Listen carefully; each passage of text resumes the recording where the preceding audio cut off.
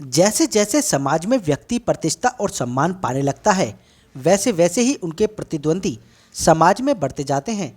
उनमें से एक हैं उत्तर पूर्वी दिल्ली गोंडा विधानसभा स्थित अरविंद नगर में रहने वाले प्रमुख समाजसेवी डॉक्टर नीरज गुप्ता, जिनकी दिन प्रतिदिन समाज में मानव सेवा करते हुए छवि आसमान छू रही है।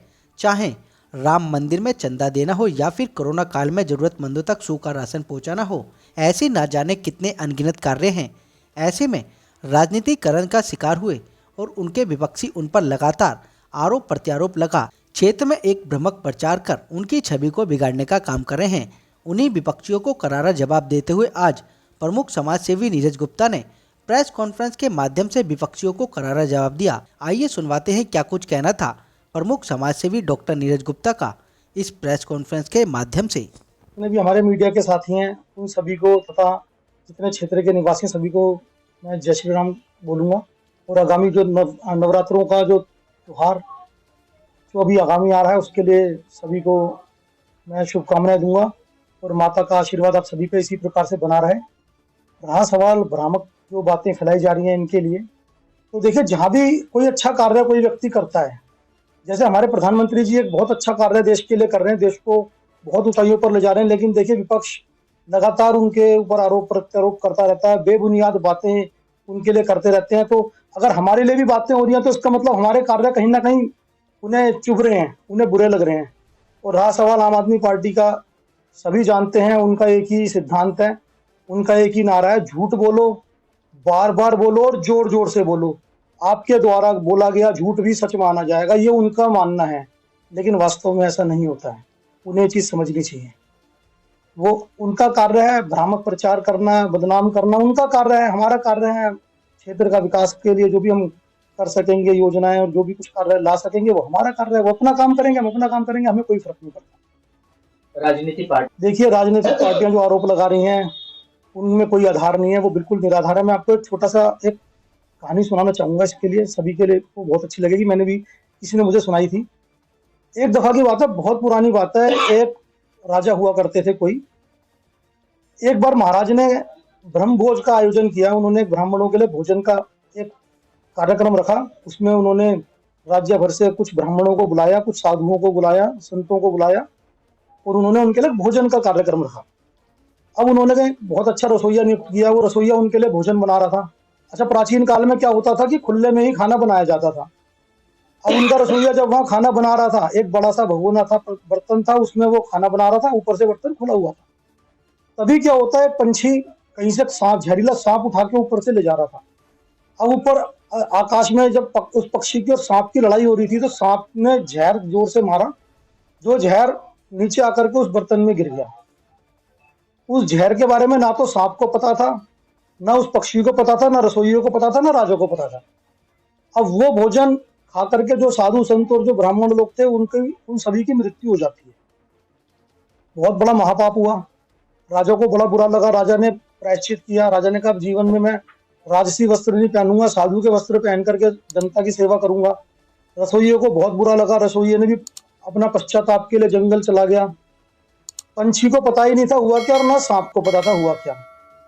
अब यमलोक में जब धर्मराज ने इस पाप के लिए समीक्षा करने के लिए उन्होंने चित्रगुप्त जी को बुलाया, उन्होंने कहा भाई इस पाप की हम किस प्रकार से समीक्षा करें, ये पाप किसके सर डालें, जो इतना बड़ा महापाप हुआ, इतने सारे लोगों की जो मृत्यु हुई, इस पाप को हम किसके सर डालें। तब चित्रगुप्त जी ने सारा लेखा जोखा देखा, उन्होंने कहा भाई राजा का कोई कसूर नहीं है, रसोइये का भी कोई कसूर नहीं है, पंछी का भी कोई कसूर नहीं है, सर्प का भी कोई कसूर नहीं है, सब अपना अपना कार्य कर रहे थे, तो ये पाप किसके सिर जाएगा। तब उन्होंने कहा ठीक है अभी इसको हम पेंडिंग रखते हैं, एक ना एक दिन हमें इसके लिए पापी मिल जाएगा। तो उस घटना के कुछ वर्षों के बाद क्या होता है, कुछ साधु महात्मा उसी राज्य की ओर आ रहे थे। तभी उन्हें रास्ते में एक व्यक्ति मिलता है, एक चरवाहा मिलता है। साधुओं ने पूछा भाई इस राज्य में हम जा रहे हैं, इसका राजा कैसा है, क्या हमें भोजन पानी करा देगा। तो चरवाहे को बड़ा मजा आया राजा की बुराई करने में। चरवाहे ने कहा अरे वो तो राजा जहर देके साधुओं को मार दिया करता है, तुम कहाँ जा रहे हो। तुमका जहर देके साधुओं को मार देता है। कहता है हाँ, उस राजा ने तो पहले भी एक बार जहर देके बहुत सारे साधु महात्माओं को मारा है। तो चरवाहे को बुराई करके बड़ा मजा आया। लेकिन ऊपर यमलोक में वहां पे घंटी बजी धर्मराज की। धर्मराज ने कहा अब हमें मिल गया, किसके सर पाप मढ़े।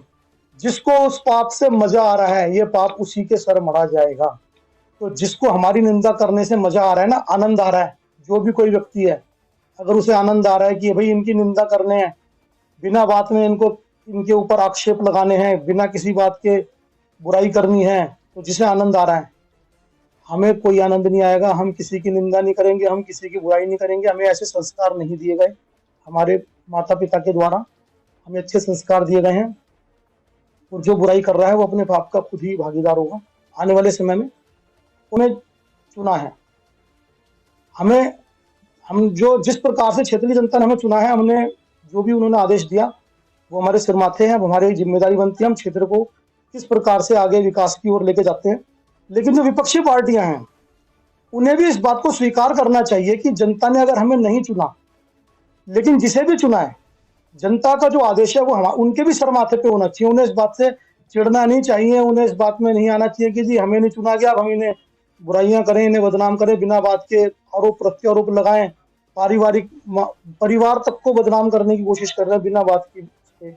तो उन्हें सोचना चाहिए कि भाई जनता ने अगर उन्हें नकारा है, क्यों नकारा है। भाई पिछले 15 वर्ष से या पिछले 5 वर्ष से लगा लो, आप अपने कार्य देखें, आपने क्षेत्र के लिए क्या कार्य किया है। भाई आपने कोविड के टाइम में क्या कार्य किया है। भाई जनता ने देखा है, प्रीति जी ने कोविड के टाइम में बहुत सेवा करी है। कोविड के टाइम में अनाज वितरण किया है, ना केवल अपने गोंडा क्षेत्र में, पूरे संसदीय क्षेत्र के अंदर सभी मंडलों में अनाज वितरण किया गया। उसके अलावा सैनिटाइजरों का, दवाइयों का वितरण किया गया, बहुत सारे कार्य किए गए।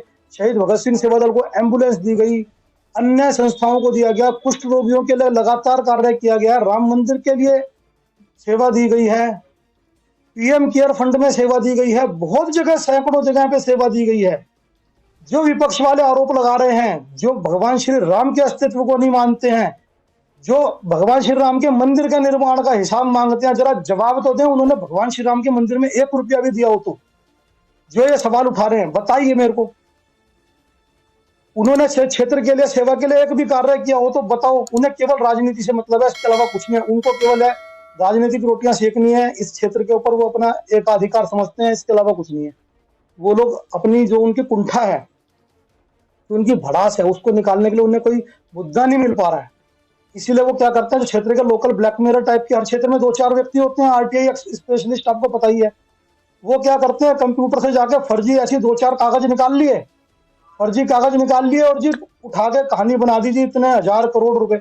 और मांग भी कितने रहे हैं, 200 करोड़ रुपए। उनको मैंने भगवान से मैं प्रार्थना करता हूँ, हे प्रभु उन्हें सद्बुद्धि दे। इतने बुढ़ापे में, इतनी वृद्धावस्था में 200 करोड़ रुपए का वो करेंगे क्या, रखेंगे कहाँ पे, और देगा कौन उनको? उनको तो कोई 2 रुपए भी ना दे, वो करेंगे क्या इतने पैसे का, उनको समझ नहीं रहा। वो इस प्रकार के व्यक्ति है। मैं आपको एक और बताता हूँ किस्सा। एक बार एक व्यक्ति के सपने में शाहजहां आ जाते हैं जी। सपने में क्या रणनीति है और क्या आपने देखिए क्षेत्र में, क्योंकि ये हमारा जो गोंडा वार्ड है, पिछले अनेक वर्षों से ये अछूता रहा है बहुत सारी मूलभूत सुविधाओं से। अब हमारा प्रयास ये रहेगा कि इस क्षेत्र को, क्योंकि जनता ने हमें जनादेश दिया है, हमें अपना आशीर्वाद दिया है, तो हमारा भी कुछ कर्तव्य है कि हम भी अपने क्षेत्र के लिए कुछ करें।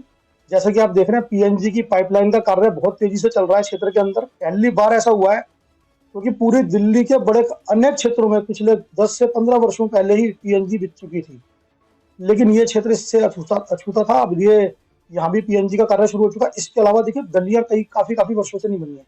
हमारी विधायक जी से चर्चा हुई, क्योंकि पिछले जो विधायक थे वो हमारी पार्टी के नहीं थे। अभी ये ट्रिपल इंजन की सरकार है गोंडा में। यहाँ निगम पार्षद भी भाजपा के हैं, विधायक भी भाजपा के हैं और सांसद भी भाजपा के हैं, और भाजपा का मंत्र है विकास। हम लोग विकास की राजनीति करते हैं, हम लोग झूठ की राजनीति नहीं करते हैं। विधायक जी ने पूरा आश्वासन दिया है और फंड भी दिया है। कई गलियों के निर्माण कार्य शुरू हो चुके हैं। कोशिश रहेगी कि अपने कार्यकाल से पहले हम पूरे क्षेत्र की जितनी भी गलियां हैं, जितने भी सड़कें हैं, सभी को दोबारा बनाया जाए। नालियों की अच्छी व्यवस्था की जाए, कूड़े उठाने की। आपने देखा बहुत तेजी से कूड़े की सफाई की जा रही है क्षेत्र में। कई गाड़ियां, नई डंपर लगाए गए हैं, रिक्शे लगाए गए हैं, हाथ थैलियों का भी हम व्यवस्था कर रहे हैं। क्षेत्र के अंदर कहीं भी अंधेरा ना रहे, किसी भी कोने में। पूरे क्षेत्र में मैं खुद रात्रि में घूमता हूँ, प्रीति जी पूरे क्षेत्र में भ्रमण करती हैं, रोज भ्रमण करते हैं, हमारी कोई छुट्टी नहीं होती है। ऑफिस खुला, अभी आप बाहर देखिए, हाउस टैक्स का कैंप यहाँ चल रहा है। हाउस टैक्स में छूट दिलवाई जा रही है, और जिस भी प्रकार की जो नगर निगम में कार्य आते हैं, जो नहीं भी आते हैं, सभी कार्यों के लिए हम लोग यहाँ करने के लिए प्रतिबद्ध है और कार्यों को बहुत तेजी से किया जा रहा है।